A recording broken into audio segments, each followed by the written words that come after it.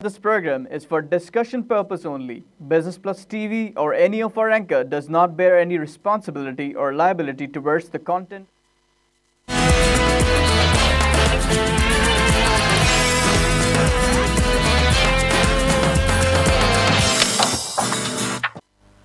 नाज़रीन, welcome to business today. मैं हूं अली नासिर। जिस मौजू के ऊपर नाज़रीन हम रोज़ाना की बुनियादों पर गुफ्तगू करते हैं वो है मुकामी और बैनुल-अक़वामी मईशत, फ़ाइनेंस, बिज़नेस और उसके अलावा बैनुल-अक़वामी और मुकामी मंडियों के ऊपर एक नज़र, कुछ अहम सुर्खियाँ अखबार की जिनके ऊपर मुख्तसर तज़्ज़िये आपकी खिदमत पेश कर देते हैं।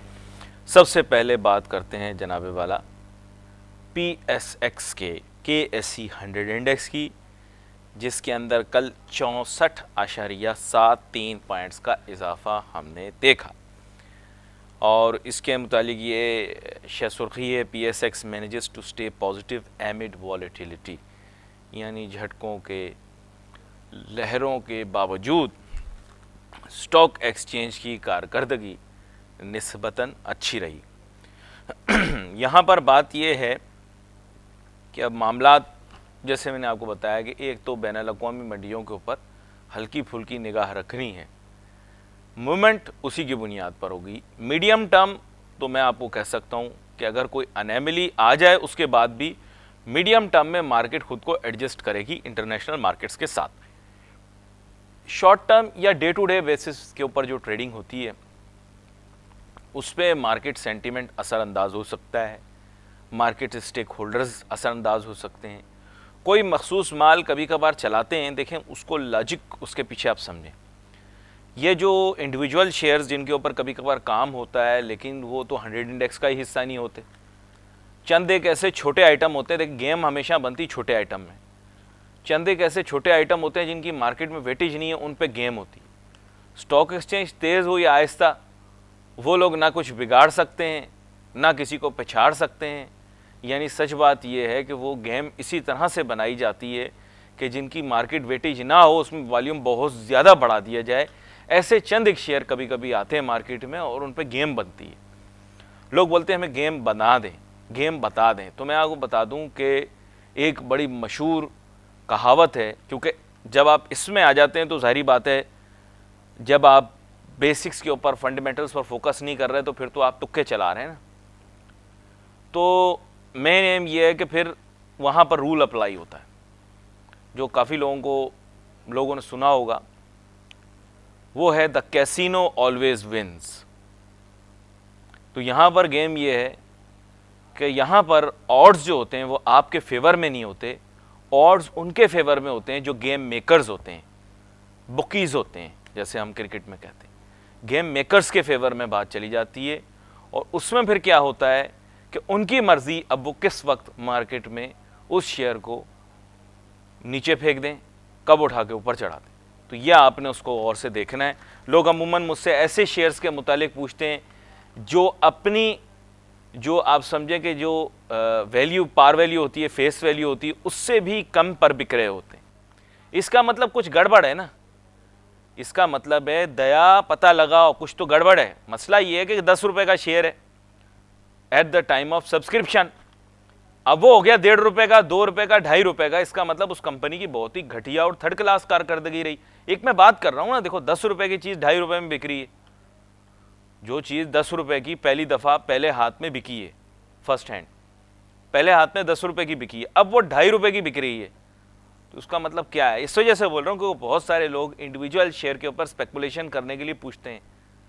जिन कंपनीज़ के बैलेंस शीट को देखने के बाद मैंने आपको चंद उसूल, रहनुमा उसूल बताएं स्टॉक एक्सचेंज में इन्वेस्टमेंट करने के। रहनुमा उसूल, कल मैंने आपको 2 उसूल बताए थे कि पाकिस्तान में परफॉर्म करने के लिए आपको 2 प्रीरिक्विजिट या 2 कॉन्स्टेंट्स लेके चलने हैं साथ। सबसे पहला कॉन्स्टेंट ये कि there will be no change in Pakistan. Governments बदलती रहें लेकिन कोई चेंज नहीं होगा, क्योंकि कंसिस्टेंट उसकी ड्राइवर। सेकंड जो मैंने आपको बताया था वो ये है कि पाकिस्तान के अंदर ऑनेस्टी एंड फेयरनेस, इनका कोई कहना नहीं चाहिए, अल्लाह माफ़ करे, ज़ुबान से कोई ऐसी चीज़ ना निकले, बट जैसे कहते हैं ना वर्ल्ड इज़ नॉट फेयर, इस तरह आप पाकिस्तान के बारे में कह लें पाकिस्तान इज़ वेरी अनफेयर। ठीक है, तो अनफेयर कंपटीशन उसको इकोनॉमिक्स में भी अप्लाई करेंगे। यहाँ पर इनइक्वालिटी भी रहेगी, गैर मुसावी तकसीम वसाइल जिसे कहते हैं या मुआशी नाहमवारी, वो बहुत ज़्यादा प्रिवेल करेगी। जो पावरफुल होंगे अपने मर्ज़ी की पॉलिसियाँ बनाएंगे, जो पावरफुल होंगे उनकी मर्ज़ी वो जो भी खिला दें। इंटरनेशनल फ्रेंचाइजियों को देखें, वो जिसे आप कहते हैं कि एक्सपायर्ड माल भी लोगों को खिला रहे हैं, आप उनके खिलाफ़ कोई कंप्लेंट नहीं कर सकते। बहुत सारी कंपनियां हैं मल्टीनेशनल्स, FMCGs, वो सारिफ का एहतराम नहीं करते। वही प्रोडक्ट आपको किसी और मुल्क में मिल जाएगी अच्छी क्वालिटी की, आपके मुल्क में मिलेगी थर्ड क्लास 2% की क्वालिटी। उसकी वजह ये यहाँ पर नो कंट्रोल्स, नो जिसे कहते हैं no challenges for MNCs and FMCGs, क्योंकि यहाँ पे कोई कंट्रोल नहीं। तो number 1, things will not change और they will change for the worse. बुरा लगे अच्छा लगे आपकी मर्जी, में इसको पेसिमिज्म नहीं, अब इसको रियलिस्टिकली कन्वर्ट करते हैं। अच्छा, बाकी जो रहनुमा उसूल मैंने आपको बताया कि अगर आपने स्टॉक एक्सचेंज में परफॉर्म करना है तो ये दोनों रूल्स तो अप्लाई हो गए, ये ऑटोमेटिकली पाकिस्तान में हर बिजनेस पर अप्लाई होंगे। वो उनको छोड़ दें, सियासी तौर पर सियासी गुफ्तगू हम करेंगे ही नहीं ना, वो अगर कोई शय सुर्खी हो तो उस पर बात होगी। अभी सिर्फ इकोनॉमिक बात हो रही है। देखिए नोटू जो है ना, नोटू की आंखों पे पट्टी बंधी हुई होती है, जैसे वो हिंदुस्तान की फिल्मों में दिखाते हैं ना कि वो आंखों पे पट्टी बंधी हुई होती है इंसाफ के,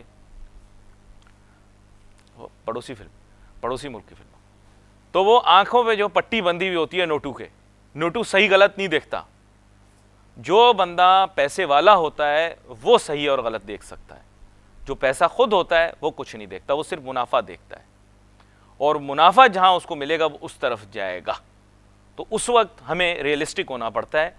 पॉजिटिव और ये सब बातें जो होती हैं ना, ये सब लोग एक्सपोज हो चुके हैं। ये असल में क्या है कि हम बहुत ज़्यादा, हमारे मुल्क के अंदर बिजनेसमैन भी बहुत ज़्यादा एक्सपोज हो चुके हैं, ट्रेडर्स भी बहुत ज़्यादा एक्सपोज हो चुके हैं। To be very frank, stock exchange से मुंसलिक लोग भी बहुत ज़्यादा एक्सपोज हो चुके हैं। नेज़ ये कि पाकिस्तान में हर कारोबार करने वाला आदमी बहुत ज़्यादा एक्सपोज हो चुका है। अब इस एक्सपोज हो जाने के बाद भी मेरे ख्याल अब कोई इशू रहा नहीं। अब बाकी फैक्टर्स की तरफ आएँ। स्टॉक में आप आए, आपने कहा जी मैंने शेयर ख़रीदना है, कौन सा शेयर मैं ख़रीदूँ? ये मैं प्रोफेसर नहीं बन रहा, आपको सीधी सीधी बातें बता रहा हूँ। सबसे पहले मैंने कंपनी को देखा, कंपनी के मालिकान कौन है। अच्छा भाई कंपनी के मालिक ही हैं, अच्छा ठीक है सही है, आपकी मर्जी है, if you want to go in this order. Second, मैं कंपनी का बिजनेस मॉडल देखूंगा, कंपनी कारोबार क्या करती है। सबसे पहले देखूंगा मालिक कौन है, मालिक ठीक लोग हैं। दूसरी बात ये देखूंगा कंपनी बिजनेस क्या करती है, बिजनेस क्या है इस कंपनी का, क्या कारोबार करती है। हमारे यहाँ कंपनी के शेयर खरीद लेते हैं, पता ही नहीं कि वो बिजनेस क्या करती है। पता करो ना, ये जो तेज़ चलने वाली मार्केट में कंपनी है उनके बारे में पता करो कि भाई ये क्या बिजनेस करती हैं। चलो ये दोनों चीज़ें एक साइड रखती, फिर उसके बाद कहानी आएगी, उसके बाद कहानी आएगी फाइनेंशियल स्टेटमेंट की। फाइनेंशियल स्टेटमेंट के 3 हिस्से हैं, उसके बारे में तीसरे हिस्से के बारे में कोई बात नहीं करता, लेकिन तीनों को टच कर देता हूँ बड़ी जल्दी जल्दी, क्योंकि मुझे वापस से गोल्ड मार्केट की तरफ भी जाना है, ऑयल मार्केट की तरफ। सबसे पहले मैंने देख लिया बैलेंस शीट क्या कंपनी की। मैं ज़्यादा टाइम ज़ाया नहीं करता, होशियारियाँ, इंग्लिश टेक्निकल्स, ये वो मैं इस पर नहीं पढ़ता, मैं फुटप्रिंट देखता हूँ। सबसे पहले मैं बैलेंस शीट देख खुद सबसे पहले जाके देखता हूँ टोटल एसेट्स कितने। लोग बोलते हैं आप ये क्यों देखते हो? टोटल एसेट से मुझे ये पता लगता है कंपनी लाखों की है, करोड़ों की है, अरबों की है, खरबों की है। सीधी बात है, बंदा लोगों से मिलता है, हाथ मिलाते ही सबसे पहले देखो ना, दुनिया है, दुनिया में हाथ मिलाते ही लोगों को देखते ही फ़ौरन कहते हैं यार ये कितना अमीर आदमी होगा। सबसे पहले पाकिस्तान में क्या करते हैं, हम कहते हैं ना हम इस्लामी जमहूरिया पाकिस्तान है, लेकिन सवालात हमारे मुलाहिज़ा फरमाइए, आप क्या जॉब करते हैं, आपकी रिहाइश कहाँ है। हम क्या मालूमात करने की कोशिश कर रहे हैं, हम ये मालूम कर रहे हैं कि इसकी सोशो इकोनॉमिक बैकग्राउंड क्या है। लोग तो तनख्वाह भी पूछ लेते हैं पहली मुलाकात के अंदर कि पता लग जाए। हम इतने दुनियावी हैं, मैं आपको सच बता रहा हूँ, इतने दुनियावी लोग हैं कि दुनिया जहाँ में मैंने इस तरह के प्रोबिंग और इंटेरोगेटरी क्वेश्चन नहीं पूछे, जो लोग हमारे यहाँ आम शादी पर मिलने पे या किसी दावत पे मिलने पे अजनबी से पूछ लेते हैं, पहली मुलाकात के अंदर तनख्वाह तक पूछ लेते हैं। खैर एनीवे, यहाँ से आगे चलते हुए मेन इशू क्या था कि मैंने पता कर लिया कि कंपनी लाखों की, करोड़ों की, अरबों की है, क्या है इसकी वर्थ क्या है, मतलब टोटल एसेट, टोटल लायबिलिटी और टोटल इक्विटी, इनको देख लिया। ये रेशियो होते हैं ना, ये रेशियो होशियार आदमी अपने जहन में ही पूरे कर लेता है। होशियार बंदा जो होता है ना वो फार्मूला लिखता नहीं है। हाँ, गोरे की आदत ये, वो हर चीज़ लिख के करता है और आपको भी करनी चाहिए। लेकिन ये कि अगर आपने कैच करना है, एसेंस लेनी है, तो आपने बैलेंस शीट देखी, फ़ौरन आपने कहा ये कंपनी है। मैं क्या करता हूँ, ज़ीरो वीरो एक साइड पे रख देता हूँ, कौमे के आगे की चीज़ें छोड़ देता हूँ, कौमे के पीछे की चीज़ें देख लेता हूँ। कौमे लगे हुए होते हैं ना, 6 मिलियन लिखा हुआ हो तो 2 जगह कौमे लगे होंगे, कौमे की इस तरफ छोड़ देता हूँ, मैं इस तरफ देखता हूँ गेम है क्या, मुझे समझ में आ जाती है कंपनी क्या चीज़ है, वही रेशो कैलकुलेट हो जाता है। आपके लिए बता रहा हूँ लेमैन प्रैक्टिस। दूसरा हो गया P&L स्टेटमेंट, उठाया फौरन ये देखता हूँ कि नोटू कितने कमा रही है, 10 करोड़ पर 6 लाख रुपए कमा रही है तो वारे में कंपनी नहीं आ रही है। और प्रॉफिटेबल इज इट, कारोबार में फिजिबिलिटी होती है ना, फिजिबिलिटी क्या चीज़ होती है, लोग बोलते हैं वारे में आ रहा है कि नहीं, कारोबारी शख्स से कभी आप बात करें वो कहता है वारे में आ रही चीज़, वारे में। तो सबसे पहले आसान अल्फाज में आपने ये देखना कंपनी वारे में आ रही है, काम वारे में आ रहा है इसके, मतलब ये तो नहीं है कि कैपिटल बहुत ज़्यादा इन्वॉल्व कर दिया, नोटू ज़्यादा लगा दिया, मिल कुछ भी नहीं रहा। ये आपको P&L statement, profit and loss statement या इनकम स्टेटमेंट से मिल जाएगा फ़ौरन। अच्छा नोटू कितना आ रहा है जा रहा है, बातें होती है ना बहुत सारी, हम बड़े पैसे कमाते हैं, हम बड़े अमाउंटू, हमारे पास बड़े अमीर हैं, उसके लिए क्या है कि आप कैश फ्लो स्टेटमेंट देख लो, तीसरा हिस्सा जिसके बारे में कोई बात नहीं करता क्योंकि किसी को पढ़ना ही नहीं आता। हमारे यहाँ बड़े बड़े एनालिस्ट हैं ना, बड़े बड़े चैंपियन हैं, सूट बूट वाले बाबू हैं, वो तमाम लोग जो हैं उनको ये नहीं पता। यहाँ पर छोटी सी हमें ब्रेक लेनी है, ब्रेक की जानिब चलते हैं, वापस आते हैं, फिर अपनी गुफ्तगू को जारी रखेंगे। Let's take a short break.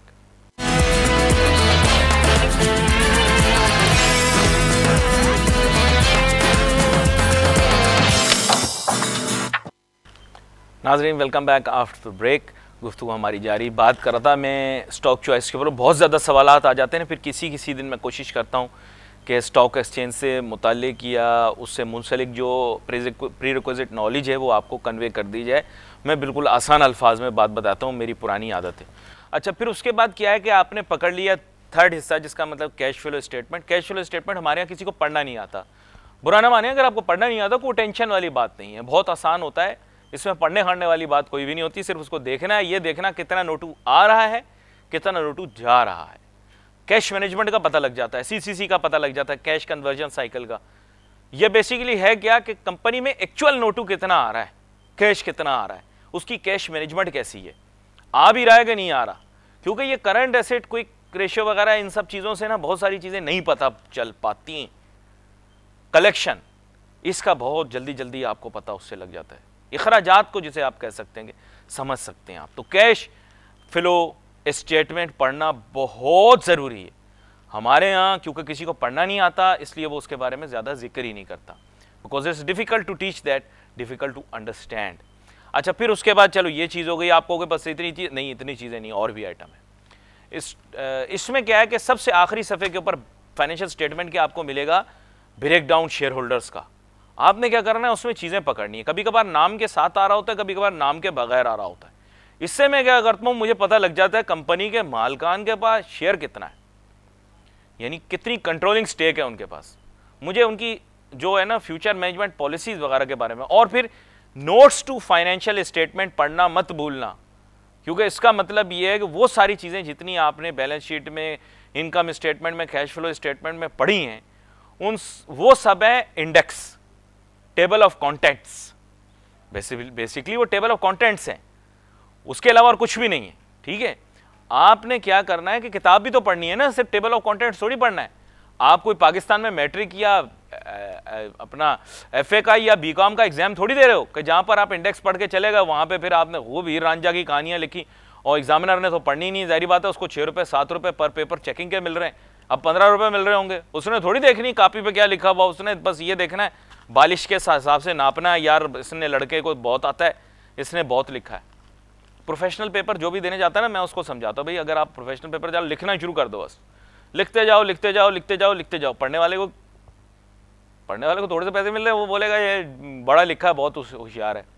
तो बेसिकली वो फूल बूटे हैं, उनकी जो कहानी है ना वो नोट्स टू फाइनेंशियल स्टेटमेंट के अंदर है। नोट्स टू फाइनेंशियल स्टेटमेंट में जा के पढ़ना है लिखा क्या हुआ। उसमें मैं बहुत सारी चीज़ें देखता हूँ, लेकिन आपको वो खैर समझना जो है वो थोड़ा टेक्निकल है, और टेक्निकल अंदाज में आपको उसे पढ़ना पड़ेगा, फिर ही आपको पता लगेगा कि गेम क्या है। उसमें कभी कभार अंदरूने खाना सारी गेम पता लग जाती है। ये फॉर दोज हैं जो ये पॉलिसी या सिस्टम यूज़ करना चाहते हैं। फिर मैंने देखें आपको फार्मूला भी बता दिया, टेक्निकल एनालिसिस के बारे में आपको मुस्तकबिल में भी बताऊंगा, क्योंकि हर बंदा मार्केट के अंदर आता है, हर बंदे का लॉन्ग टर्म व्यू नहीं होता। इन्वेस्टमेंट इटसेल्फ लॉन्ग टर्म होती है, लेकिन हर बंदे का लॉन्ग टर्म व्यू नहीं होता कि जी मैं 10 साल तक पैसे लगाऊं स्टॉक मार्केट के अंदर। नहीं, कुछ लोगों का व्यू ये होता है मैं शॉर्ट टर्म में पैसा कमा लूं स्टॉक मार्केट के अंदर। तो उसके लिए टेक्निकल एनालिसिस कभी कभी हेल्प करती है, लेकिन ये सॉफ्टवेयर्स जो टेक्निकल एनालिसिस के हैं ये किसी काम के नहीं है। ये बच्चे जो नेट के ऊपर लेके घूम रहे हैं ना, अब अप मार रहा है, अब डाउन मार रहा है,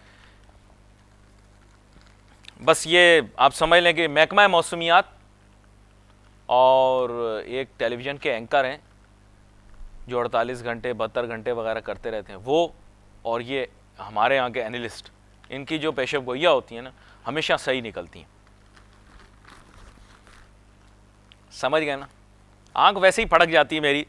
European stock markets mostly drop आए तो गड़बड़ हो सकती है। वो मामला देखो बड़ा संगीन हुआ था फ्रांस में, और नीस का शहर है, बड़ा खूबसूरत समुंदर के किनारे। मुझे नहीं पता कि इन लोगों के साथ क्या मसले मसाइल हैं। अपने मुल्क के अंदर गुर्बत में पड़े हुए होते हैं और फिर उन ममालिक में जाकर इनको इज़्ज़त मिलती है, नौकरियां मिलती हैं, मुलाजमतें मिलती हैं, गोरियों से शादियां करते हैं, शहरियतें मिलती हैं, फिर उसके बाद जाकर इस तरह की हरकतें, इस तरह के वाक़यात का पेश आना शर्मनाक बात है। भाई आप किसी और के मुल्क गए हो तो फिर अपने आप को तो उन पर मुसल्लत नहीं करो ना। आप अपने मुल्क में रह रहे हो, आप अपने मुल्क में खुश रहो। मैं पाकिस्तानियों को भी यही कहता हूँ, अमेरिका जाते हैं पूरा दिन यहाँ से टेलीफोन करो, भाई आपने वहाँ पर क्या कि वो उनका तवज्जो सारी पाकिस्तान में लगी हुई। यार पाकिस्तान के हालात बड़े ख़राब हैं। वहाँ से अमेरिका से जब भी फ़ोन आता है, यार is everything okay in Karachi? मैंने कहा येस एवरीथिंग इज़ फाइन। यार I am hearing lot of things on the news. Why are you watching Pakistani news? Dude, you need to watch American news. You need to get involved in the American system. You need to be involved in the American political system. जिससे मुझे याद आया, लोगों ने मुझसे पूछा कि अब आगे चल के एड का क्या होगा और अमेरिका के साथ पाकिस्तान के ताल्लुकात की बुनियाद पर आपको पता है इकोनॉमिक हमारा सर्वाइवल जो है वो इस पर रिलाई करता है। लेकिन मैं आपको बता दूं कि आज ट्विटर के ऊपर जिस शख्स का चर्चा रहा है वो जनाब माइकल फ्लिन साहब हैं। ये लेफ्टिनेंट जनरल रहे हैं यूनाइटेड स्टेट्स आर्मी के और डिफेंस इंटेलिजेंस एजेंसी के सरबराह भी रहे हैं जहाँ तक मुझे पता है। ये नायब सदर के ओहदे पर भी जो हैं अपॉइंट होने वाले थे। आज रिपब्लिकन नेशनल कन्वेंशन हो रही है और ये बड़ा इंपॉर्टेंट होता है। रिपब्लिकन पार्टी को अमेरिका में GOP कहा जाता है, गवर्नमेंट ऑफ पाकिस्तान नहीं। GOP के ना मतलब है ग्रैंड ओल्ड पार्टी, और आज इनका इजलास हो रहा है जिसके अंदर जाहिर बात है I look at the future America के, वो अब अमेरिका से पाकिस्तान के साथ ताल्लुकात कैसे रहेंगे। तो there are two possibilities right now. One is Pakistan relations with Trump's America, the other is Pakistan relationship with Hillary's America. और दोनों सूरतों के अंदर हमें यह देखना पड़ेगा कि what will we get out of it. तो let's be very frank, in both cases American people will decide what they have to do. Second of all, their policy is relatively consistent, यानी कि वो consistent रहेंगे। Relation ना Trump साहब पाकिस्तान से ख़राब करेंगे ना हिलरी पाकिस्तान से ख़राब करेंगी। ताहम यह है कि हिलरी पाकिस्तान को बहुत बेहतर अंदाज में समझती हैं सेक्रेटरी ऑफ स्टेट रहने की वजह से। साबिक सदर की ज़ाहिर बात है, साबिक सदर इनके खावन जो है बिल क्लिंटन, वो अमेरिका के सदर भी रहे हैं और फिर उसके बाद काफ़ी मेहनतें काविशें करते हैं। एक दफ़ा मुझे याद है टेलीविज़न के ऊपर, क्योंकि हमारा प्रोग्राम बहुत ज़्यादा मॉनिटर होता है इंटरनेशनल एम्बेसीज, कॉन्सुलेट्स, और ख़ास तौर पे मैं मजाक नहीं कर रहा, मैं मतलब मजाक नहीं कर रहा, बिल्कुल संजीदा बात कर रहा हूँ। सबसे ज़्यादा कॉन्सुलेट्स जो हैं ये वाला प्रोग्राम देखते हैं, एम्बेसीज। तो मुझे एक बिल क्लिंटन साहब की बात याद आई। एक दफ़ा उन्होंने एक तकरीर में कहा था कि जंगें रोकी नहीं जा सकती, लेकिन we should make peace heroic, यानी कि हमें अमन का क़याम जो है वो एक ऐसी मिसाली हीरोइक बनाना है उसे। तो बिल्कुल ये बात है कि आगे चल के एक पीसफुल रिलेशनशिप, पीसफुल वर्ल्ड के अंदर पाकिस्तान ने भी कोई एग्जिस्ट करना है, यूनाइटेड स्टेट्स ने भी कोई एग्जिस्ट करना है। यूनाइटेड स्टेट्स के पास चलो उनके पास इस वक्त दुनियावी तौर पर सबसे ज़्यादा वसाइल वगैरह के पास तक रसाई है। तो माइकल फ्लिन साहब की मैं सुबह बातें सुन रहा था तो मुझे ऐसा लग रहा था, क्योंकि मुझे ऐसे लगता है माइकल फ्लिन साहब डिफेंस सेक्रेटरी बनेंगे या सेक्रेटरी ऑफ स्टेट बनेंगे। दोनों सूरतों के अंदर पाकिस्तान के साथ रिलेशनशिप बड़ी इंपॉर्टेंट होगी, ये विजन डिसाइड करेगी।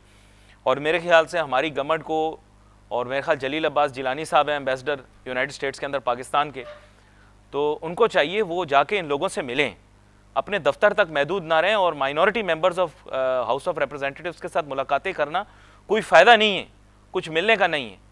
सेनेटर्स में अगर आपने मिलना है तो इस वक्त इनको चाहिए टेड क्रूज को जाके अप्रोच करें, साबिक सदारती उम्मीदवार। ये वो लोग हैं जो बिल्स रोक सकते हैं, पाकिस्तान के लिए इमदाद जो आनी है, पाकिस्तान को जो फाइनेंशियल एड मिलनी है उस पर असरअंदाज हो सकते हैं।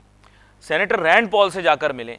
सेनेटर रैंड पॉल केंटकी के सेनेटर हैं, ये F-16 वाला वाकया मामला, उनसे जाके मिलें, उनसे बात करें, उनको मुतासिर करने की कोशिश करें, उनको पाकिस्तान बुलाएं। मैं होता तो अभी तक सेनेटर रैंड पॉल को किसी भी तरह में पाकिस्तान लेकर आ जाता। एक दफ़ा पाकिस्तान आए, हमारी मेहमान नवाजी देखें, फिर F-16 आएंगे आपके पास। F-16 अगर आपने मंगवाने हैं, खरीदने हैं तो थोड़ा काम करना पड़ेगा। एक बच्चा अगर टीवी पर बैठकर आपको ये बता सकता है तो आप मुझे बताएं कि पढ़े लिखे लोगों के पास इतनी इंटेलिजेंस या अकल नहीं है कि ये समझ सकें कि अमेरिका में लॉबिंग किस तरह से होती है। इस लॉबिंग के लिए पैसे नहीं चाहिए होते। ये कोई हमारी तरह का करप्ट सियासतदान नहीं होते जो अरबों रुपया खा रहे होते हैं ये वो। इनको तो बहुत थोड़े पैसों के अंदर जो है वो आप अपनी तरफ माइल कर सकते हैं। आप इनकी कैंपेन के लिए फाइनेंसिंग करें। हमारे इतने सारे वहाँ पर लोग हैं, $1000-1200 देते हैं इमरान खान साहब और मुशर्रफ साहब से मुलाकात करने के लिए, डिनर्स के ऊपर उनकी तकरीरें सुनने के लिए। भाई पाकिस्तान का मुस्तकबिल सोचो, पाकिस्तान को नोटू इन लोगों ने देने। उनके यहाँ देखो वर्ल्ड बैंक का भी जो सरबरा आएगा वो इन लोगों की ईमा पर आएगा, अमेरिकन की ईमा पर आएगा। इनसे बना के चलो, आप इनसे मिलो, बात करो। सदारती बेगमात वहाँ पे नहीं, वो टेनोर ख़त्म हो रहा है, वो आउट गोइंग है। आपने इनकमिंग को पकड़ना है। आपने उन लोगों को देखना है जो लोग आने वाले हैं। पाकिस्तान को जो फॉरेन एड मिलेगी और ख़ास तौर पे जो जिस तरह का हमें चाहिए, देखो IMF वर्ल्ड बैंक इन लोगों के कहने पर चलेगी, चाहे आप मानो या ना मानो। हेडक्वार्टर भी वही है, सब काम वही से होना है। आप इन लोगों के साथ रिलेशनशिप फॉर्म करो ना। इस चीज़ में आप ये नहीं करो मेरे ख्यालात, एक तो आप जज्बाती बहुत हो, अनापरस्त लोग हो। अनापरस्ती को छोड़ो, आपको नहीं, जिनको एड्रेस कर रहा हूँ, अनापरस्ती को छोड़ो, पाकिस्तान के वफाद को देखो। पाकिस्तान को इस वक्त जो है ना सालाना बुनियादों पर $10 बिलियन मिलने चाहिए, क्योंकि जितना नुकसान हमें वॉर ऑन टेरर पर हुआ है, जिस किस्म के लॉसेस हमने बियर किए हैं, उसके लिए हमें $10 बिलियन मिलने चाहिए सालाना। मिल रहे हैं? नहीं मिल रहे ना। ये बात करो, $10 बिलियन वो मिलने चाहिए जिसको हमने वापस नहीं करना, तो हमें इकोनॉमिक सपोर्ट मिलेगा। ये वो पैसे हैं जो हमें बजटरी सपोर्ट के लिए मिलने चाहिए। $10 बिलियन मिल रहे हैं? नहीं मिल रहे। और $10 बिलियन उनके लिए बड़ी चीज़ नहीं है। फॉरेन इन्वेस्टमेंट करना अमेरिकन के लिए मुश्किल है। वो एक लैम्बोर्गिनी और एक ये रोल्स रॉयस वगैरह के ऊपर वो पैसे खर्च कर देते हैं। They have huge mansions in the United States of America. There so many billionaires in America. आप मुझे बताओ, एक स्टेट है अमेरिकन स्टेट मैसाचुसेट्स, उसका एक शहर बॉस्टन, जिसके अंदर पूरा पाकिस्तान घुसड़ा हुआ है, मतलब माजरत के साथ घुसा हुआ है उसके अंदर। सारे पाकिस्तानी वहाँ जाके जनाब पहुंचे हुए हैं। बॉस्टन, कोई बॉस्टन यूनिवर्सिटी बॉस्टन कॉलेज में पढ़ रहा है, कोई MIT में पढ़ रहा है, Massachusetts institute of technology. Harvard भी मैसाचुसेट्स के अंदर, बॉस्टन शहर के पास ही हार्वर्ड, बॉस्टन के अंदर ही हार्वर्ड यूनिवर्सिटी। ये सारे वहाँ पर हैं। आपका आज तक बताओ कोई फोकस रहा है कि आप लोग मैसाचुसेट्स जाओ? वो स्टेट टू स्टेट कर रहे हैं। पंजाब गवर्नमेंट जाके अपना इंटरनेशनल उनके साथ नेगोशिएट करिए। आप जाओ ना, आपका वफ्द जाना चाहिए तो मैसाचुसेट्स। आपके सारे इंडस्ट्रियलिस्ट क्या कर रहे हैं? सिटीजनशिप सबके पास है। ये जितने आपके बिजनेसमैन इंडस्ट्रियलिस्ट हैं सबके पास, किसी के पास कनाडा की, किसी की US की सिटीजनशिप है। क्या कर रहे हैं वहां पर जाके? They should be there, they should be getting foreign investment, and the best foreign investors can come from North America. After all, they are putting a lot of money into India. Why can't you get the same money for Pakistan? मैं सिर्फ I'm just arguing the case. I'm just arguing the case of Pakistan कि पाकिस्तान ने किसी तरह foreign investment लेकर आनी. Do you think we can get more money from other countries than we can get from the United States? पंगे वंगे अपनी जगह है, जिसे मैं कहता हूँ cup of T is cup of T. Business is business, कारोबार अपनी जगह है. बनती है नहीं बनती अलग बात है. इस वक्त तो सारा पाकिस्तान की लॉबिंग होनी चाहिए. पाकिस्तान का एक थिंक टैंक होना चाहिए जिसका कॉन्स्टेंटली काम जो है पाकिस्तान के लिए इकोनॉमिक और ट्रेड बेनिफिट्स दिलाना है. और हमें चाहिए क्या? Defence cooperation. उसके लिए एक्सपर्ट्स आप इकट्ठे करें. उसके लिए क्या है कि रंग बिरंगे बालों वाली आंटियां 3-4 इस्लामाबाद में घूम रही हैं, उनसे आप वो पॉलिसी बनवा रहे हो. Please for God sake, our defense policy will be constructed like this. With all due respect, I don't mind colored hair. I think they look pretty beautiful on them. But the issue is not that. I'm not trying to mock anyone. मैं किसी का मजाक नहीं उड़ा रहा. मैं कह रहा हूं मेरे मुल्क का मुफाद जहां पर है, प्लीज उसे जोक ना बनाओ, उसे जोक ना बनाओ. Try to be serious about these things. Anyway, इससे ज्यादा नहीं बोलना चाहिए. बंदे को अपनी औकात में रहना चाहिए. मैं मिडिल क्लास आदमी हूं, ज्यादा पढ़ी लिखी बातें करूंगा तो मैं अपने आप को मुसीबत में डालूंगा. Forget it. हमारे मुल्क के अंदर वैसे भी लोग मिडिल क्लास लोगों को पसंद नहीं करते, और ख़ास तौर पे अगर कोई बीच में पढ़ लिख जाए तो वो उनको बहुत ही ज़्यादा नापा. ख़ास तौर पे हमारे अशराफिया के अंदर, अशराफिया नहीं सॉरी, तब एक ख़ास मकसूद. तो फॉरगेट इट, छोड़ो, हज़फ करते हैं. Gold closes dull on technical ground है. गोल्ड का सिलसिला क्या बना? बट नॉनदलेस देखो ना, पिकअप तो किया। देखो ये अक्टूबर 2016 के नहीं क्या सॉरी सौदे जो अभी हुए हैं सोने के, ये हुए $1334 पर आउंस के। बड़ा है ना, बड़ा है ना, नहीं मानो तो बड़ा। मैंने कब बोला था आपको, जब 1100 के इर्द गिर्द था। खवातीन ने मुझसे पूछा था भाई हम सोना ले लें, मैंने बोला भाई आप वक्ती तौर पर सोना ले लें, क्योंकि बेटियों की शादियां तो जून जुलाई अगस्त के अंदर पाकिस्तान में होती हैं। जून जुलाई अगस्त है शादी का सीज़न, दूसरा सीज़न अपना दिसंबर के आसपास आता है, अगले पिछले महीनों के अंदर। पूरे पाकिस्तान की शादियां जो हैं वो दिसंबर में होती हैं, क्योंकि वो रिश्तेदार जिनसे ज़िंदगी भर नहीं मिलना, उनकी छुट्टियां उनके बच्चों की अमेरिका में दिसंबर में होती हैं। देखो ये कैसा माशरा हमारा, उनसे मिलना कभी है नहीं, रिश्तेदारों ने देना कुछ है नहीं, खाना खा के खाने की बुराई करनी है, उसके ऊपर माँ बाप के सारे पैसे खर्च हो जाते। ये एक शादी करना मुल्क में हमारे टेंशन है। मुतवस्सित तबके के अंदर मैंने लोगों से सवाल जवाब किए हैं, 10 से लेकर 25 लाख रुपए तक खर्चा आता है बेटी की शादी करने। आज की तारीख में बता रहा हूँ, सिर्फ बेटी की शादी की बात कर रहा हूँ, शादी के तकरीबात की। सोना जो चढ़ाना है और जहेज़ जो देना है, जो जहेज़ बहुत बड़ी लानत है, लेकिन सब अपने लिए लेते हैं। लानत नहीं, जहेज़ नहीं, कहते हैं कि जहेज़ बहुत बड़ी लानत है। मैंने सुना है ऐसे आपके माशरे में कहते हैं जहेज़ बहुत बड़ी लानत है, लेकिन हर आदमी लेता है। लानत नहीं, जहेज़। तो मेन इशू क्या है कि ये इखराजात, देखो मैं बोलता हूँ इसको अनप्रोडक्टिव इकोनॉमिक एक्टिविटी।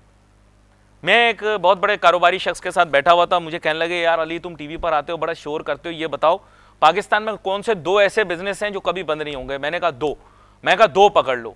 हमें कहते हैं कि हम इल्म के बारे में नहीं है, ये वो दुनिया में जाते हैं इस बारे में डंडोरा पीटते हैं, हम इल्म के दुश्मन हैं, इल्म हमें बहुत ज़्यादा पसंद है। तो कहने लगे फिर, मैंने कहा यूनिवर्सिटी, स्कूल, कॉलेज और इसका बिजनेस करो, ये बेहतरीन बिजनेस है। कहने लगे बिजनेस है तालीम, मैंने कहा तालीम आजकल बिजनेस है। फिर कहने लगे दूसरी चीज़, मैंने कहा दूसरी चीज़ शादी हाल और कैटरिंग या रेस्टोरेंट। मैंने कहा हम खापे बड़े पक्के हैं और शादियां हमने दबा के करनी, नहीं करनी एक है लेकिन करनी बहुत है, और बड़ी दबा के खर्चा उनमें करना है।